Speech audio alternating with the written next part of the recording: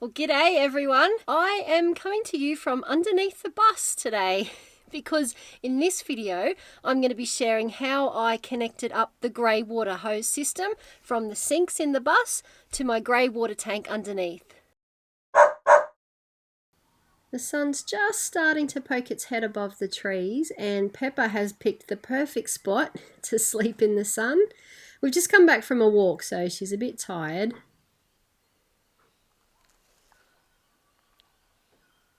This is her favourite spot in the mornings.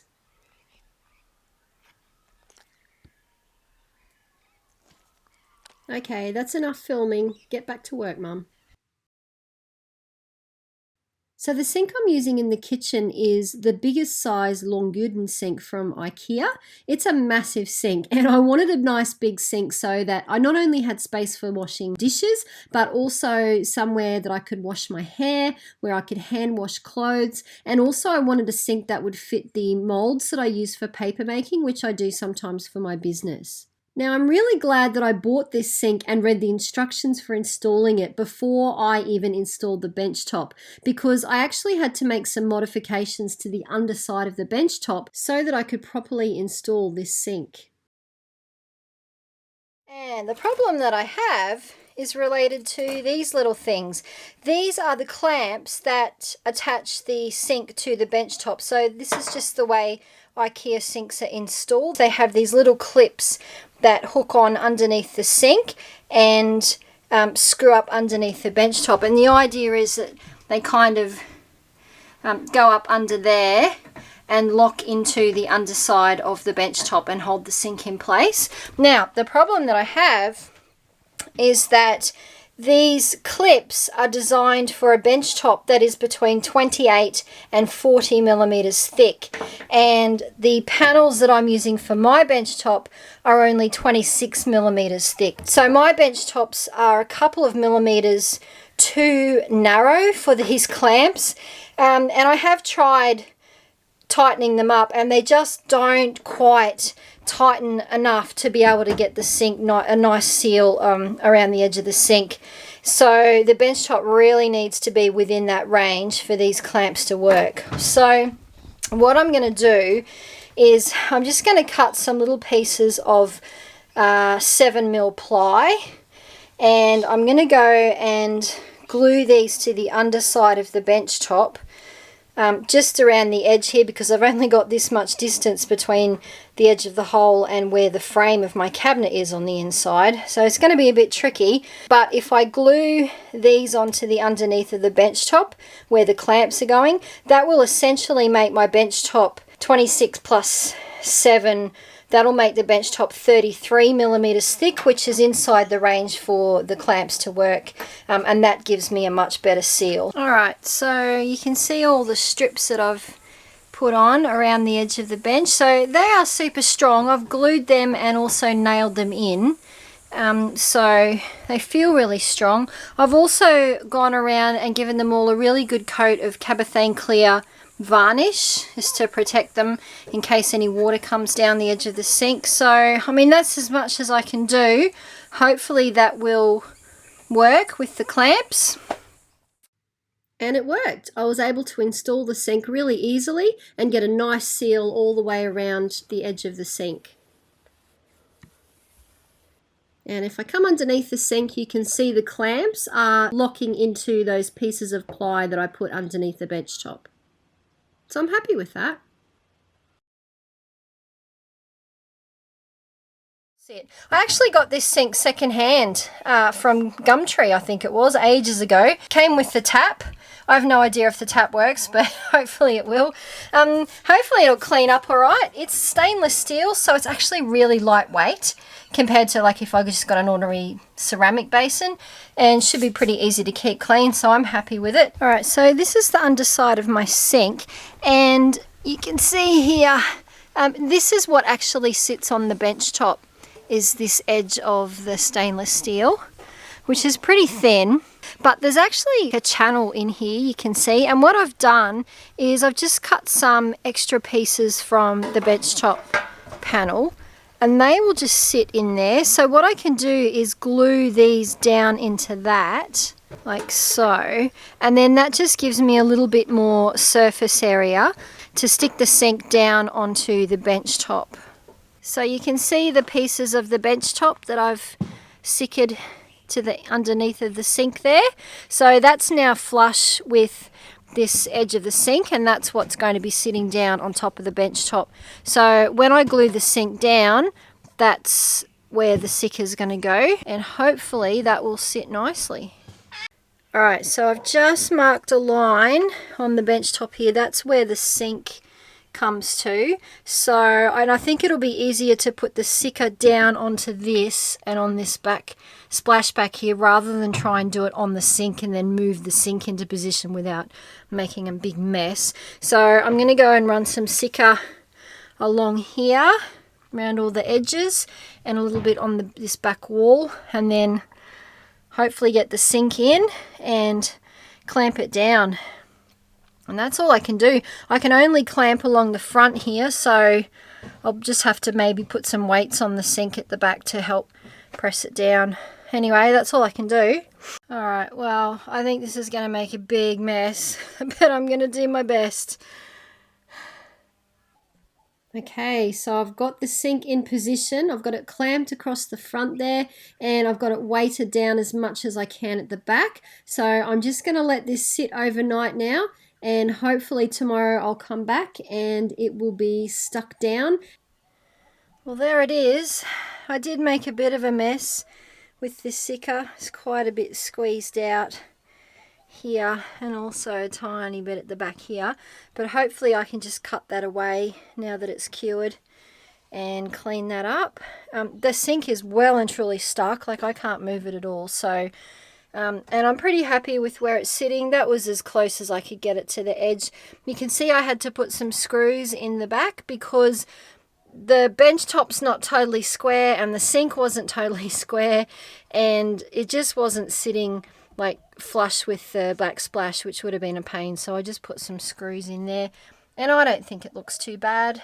Kind of fits with the rustic nature of the boss. Anyway, it suits me, so I'm just going to go and clean this up a little bit. Alright, scrubbed up pretty well. Got all the sicker off the side of the sink here, and bench top edge looks pretty good. I have to yet to oil the top of this bench top again too, so it'll come up really nice once I've done that. Alright, so that is the basic kind of contraption that I'm going to be attaching to my grey tank.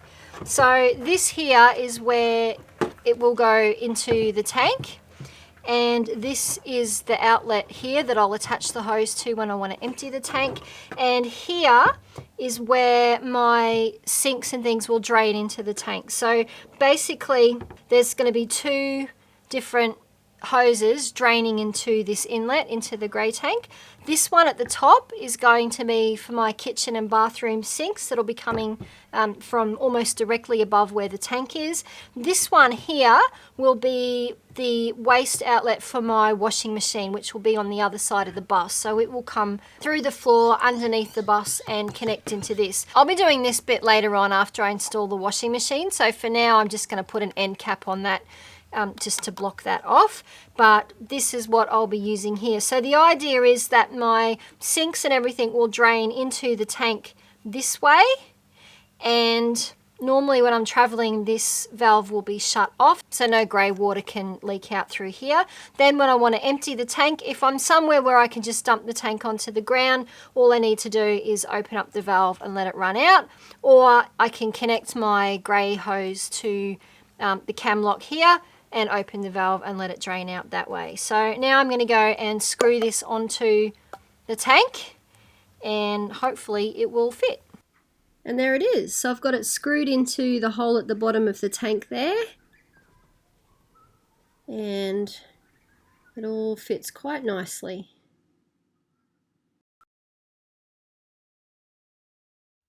This is the hose that I'm going to be using for the breather. It's 13mm clear flexible hose. This one's actually food grade, so it's safe to use for drinking water. So I'm actually going to be using this as the breather hose for all of my tanks. So I've got a lot of holes in the floor here.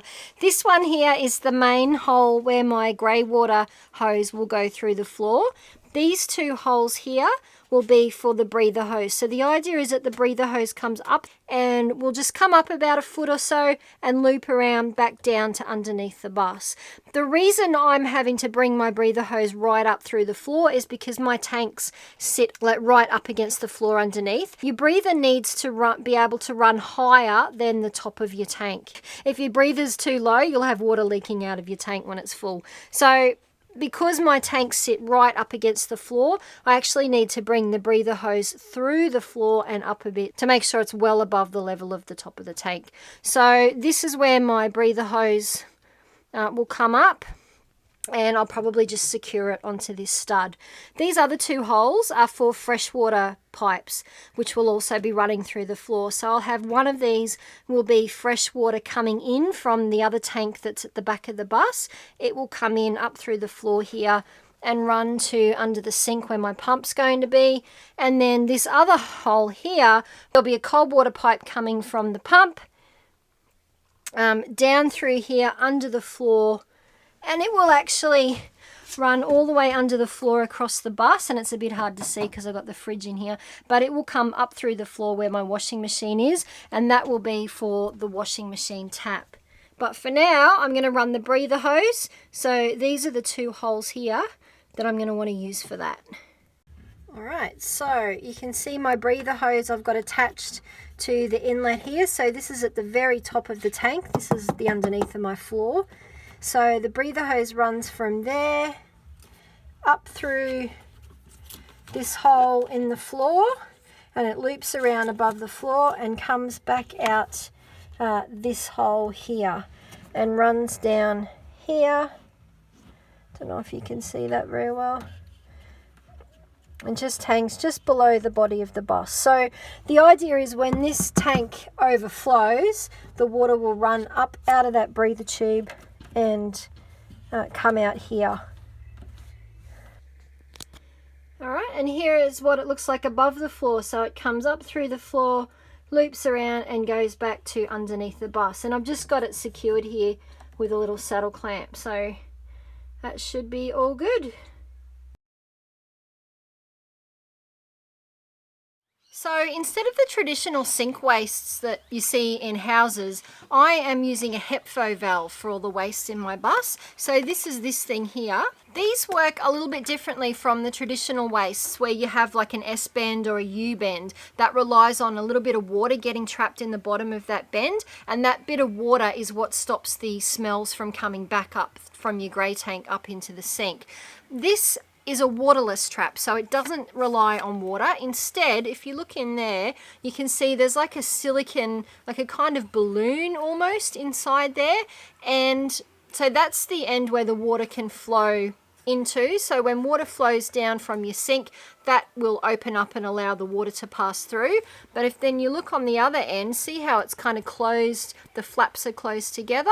It stops the smells coming back from your grey tank, and you know, it obviously takes up a lot less space than a traditional trap. The great thing about the Hepvo valves is that it can be mounted either vertically, so as you would like a normal sort of S-bend, or it can actually be mounted horizontally as well. So if you're wanting to save space under your sink and not have like a big trap taking up the space in your kitchen cabinet, you can use one of these and they take up a lot less space. Now you can buy these in Australia. I actually bought mine from Amazon because it worked out a little bit cheaper, and it came in this kit with the two different adapters. Now because I'm trying to save as much space as possible under my sinks, I'm going to be mounting it horizontally, and I'm going to be using this elbow here to have like an almost 90-degree bend directly under the sink drain to take up as little space under the sink as possible. So it was good to get this kit. Just worked out better price-wise for me to do it this way. Now this Hepvo valve that I've got here is a 40 mil size one, so that thread there is 40 mil. Now, you may need different attachments to what I'm using depending on what size waste drain your sink has. I'm fortunate in that both of my sinks, both my kitchen sink that I got from IKEA and my bathroom sink that I picked up secondhand, both of them actually have 40mm wastes on them, so I didn't need any other adapters or anything like that. So the first thing I'm going to do is just attach. That elbow will go on there like that. So this will screw directly under my sink waste, and then the Hepvo valve will attach to that. Now, in order to go from this 40mm size outlet here to something that I can stick my 25mm sullage hose onto, I need to put a few different attachments on here. And there's probably a few different ways you can do this, but this is the way that I've found based on what is available to me. Now, this attachment here that actually comes on the end of the Hepvo valve, I think is designed to have pressure pipe inserted into that, which I'm not using, so I'm just going to totally get rid of that.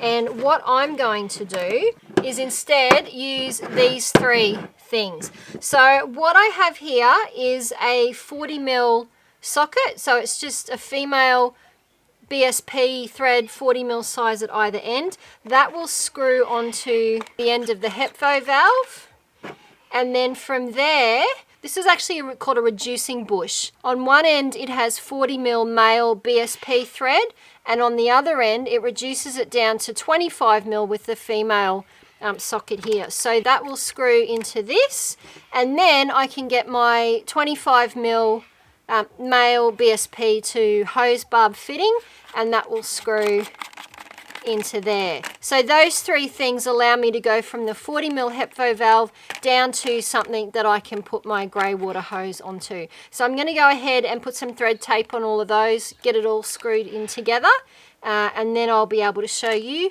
what it looks like under the sink. Right, and that's it there under the sink. So you can see it takes up a lot less space than a conventional trap, which would sort of come down, you know, halfway into towards the floor of the cabinet here. So this, it's still a little bit bulky, but it's basically allows me to run the waste straight back to the back of the cabinet, which means I'm going to have space either side of this for my storage drawers that I'm going to have under the sink. I realised after I shot this that I actually had the Hepvo valve installed the wrong way up here. The ridges that you see here need to be underneath the Hepvo valve when it's installed in order for it to work correctly. So just make sure when you screw it on that when it's in its final position, these ridges are on the underneath side of the valve. So this is the hose that I'm using for my grey water system. It's corrugated hose. It's 25mm diameter, so about 1 inch across. When you're using corrugated hose especially for grey water, you need to make sure there's different types. Some of them are corrugated on the inside as well as the outside. The one I have is corrugated on the outside, but I don't know if you'll be able to tell this on the camera, but the inside is actually smooth. And that's important, especially for grey water, because if you get any little food particles or anything going down from your sink and it's corrugated on the inside, they can get stuck, which is a bit gross. So you want to make sure that whatever hose or pipe you're using for your grey water system is smooth on the inside. And I decided to go with this rather than like rigid poly pipe, just because obviously the bus is going to be moving, there's going to be a lot of flexing in the system, and so I wanted something that was flexible but also strong. So hopefully this will do the trick. I had to put an elbow on the end of this one because having it come straight out, it was hitting, almost hitting the back wall, and there wouldn't have been enough room to put the hose on, like it would have been really kinked on the end. So I've just put an elbow to direct the waste down this way because this is the way it's going. And basically what I'm going to do now is hook a bit of the sullage hose. We'll go onto the end of that, and it will run down here through the back of this cabinet, behind the fridge, and down into that hole. Now, before it goes into that hole, I'm actually going to be joining it onto this. All three of these barbs on here are 1 inch, so the same diameter as my grey waste hose. And the idea is that I'll have this kind of somewhere around there. just put that down there. One, and the waste from the sink, kitchen sink, and the waste from the bathroom sink will connect to that, and then I'll just have the one hose going through the floor to my grey tank. That was insanely hard. That corrugated hose is really hard to push onto the fittings. And I tried heating it up with some hot water, which did soften it, but it didn't really help all that much to get it on. And in fact, I discovered that you have to be really careful when you're heating up that hose, because initially I made the water too hot and it actually just deteriorated the hose. Like as I was twisting the hose to try and get it on, there were pieces coming off the hose. So I actually wouldn't recommend heating it up too much. I found it a little bit easier to actually heat the fitting, so heat the thing with the barb end on it that I was trying to push the hose onto. If I heated that up, it just seemed to be enough to help to get to the hose on, but even then I had to really push. I got blisters on my hands, I've torn a muscle in my arm, it's just nuts. And I didn't film any of that because it literally would have been like hours and hours of me swearing and being really frustrated. But anyway, it's done now. So the sinks are connected. I'm going to test them for leaks, and then I just need to get them hooked up to the grey tank. Alright, so there's the waste under the bathroom sink all hooked up. You can see that's my Hepvo valve there, and my hose going down to join up with that one, and then going through the floor. So I'm just testing it for leaks. So I've put a bucket full of water into this sink, and I've obviously got the plug in at the moment, and there's no leaks, like it doesn't feel wet at all around here. So I'm happy that the seal around the waste itself is pretty good. And if I just come outside the bus, underneath the bus here, I don't know if you'll be able to see, I've just got the grey hose hanging loose. I haven't connected it up to the fittings on the grey tank yet, so I've just got a bucket under there to collect the water. So now when I take this plug out, the water should drain freely down into that bucket underneath the bus, and there will hopefully be no leaks.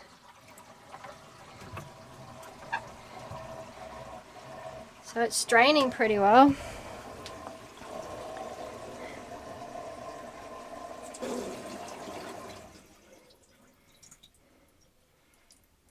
So sink's completely drained out, so I'm happy with the way it's draining, and I can't see any drips, and all of the joins feel nice and dry. So I'm happy that that doesn't appear to be leaking. Obviously we'll have to do a bit of driving and test it again just to make sure that it's all holding together.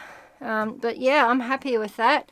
Just going to do another test now from the kitchen sink. I did the kitchen sink earlier today and it wasn't leaking at all, but because I've been mucking around with this quite a bit and putting tension on that while trying to connect these, I just want to give that another test and make sure that it's working fine too. Alright, so same deal, bucket full of water in this one. Hopefully it will work just as well. So I can hear it draining out.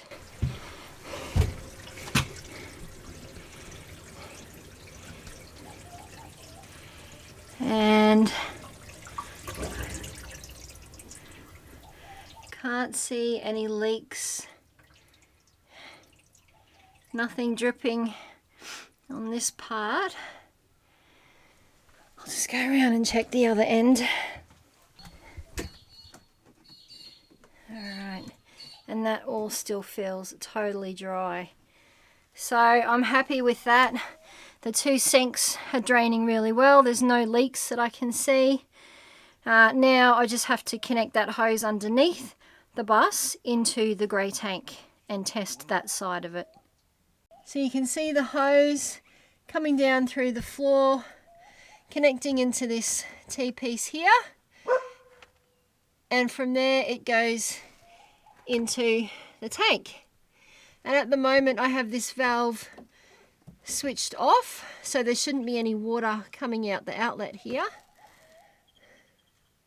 So what I'm going to do now is fill up the bathroom sink, and when I empty that, it should run down here and into the grey tank.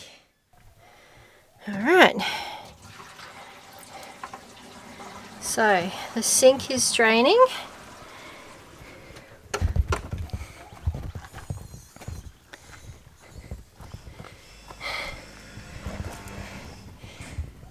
Oh. And you can see there's no water coming out here. So it's all gone into the grey tank. Now, if I turn on this valve,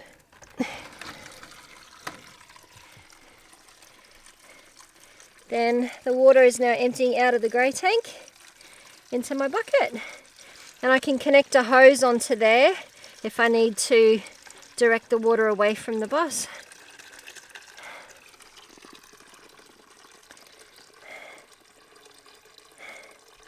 Well, my grey water system is almost completely done. I just need to hook up the washing machine later on when I install that. But both of the sinks are hooked up. Everything seems to be draining well. There doesn't seem to be any leaks at the moment. Fingers crossed it stays that way when I start driving the bus. Yeah, that was a lot harder than I was expecting it to be. That corrugated hose is actually really stiff and quite hard to push onto the barbs. Particularly that Y connection. I'm not convinced that was a true 25mm because that was just insanely hard to get it over that, even with heating it up with warm water. But anyway, I got there in the end. I don't think I would buy that particular sort of hose again if I was ever going to do this. I think I would go try and get something a little bit more flexible. But anyway, it's like I said, it's done. Hopefully I won't need to do it again and it all stays in place. Hopefully the freshwater side of the plumbing system will be a little bit easier because the John Guest fittings are quite user friendly, and from what I've seen, they seem pretty easy to fit together. But you know, I've learned from experience with this bus not to rely on anything being easy. So we'll just have to see what happens with that when it comes time to do the freshwater side. But for now, the grey water system is up and running and I'm happy to tick another job off the list.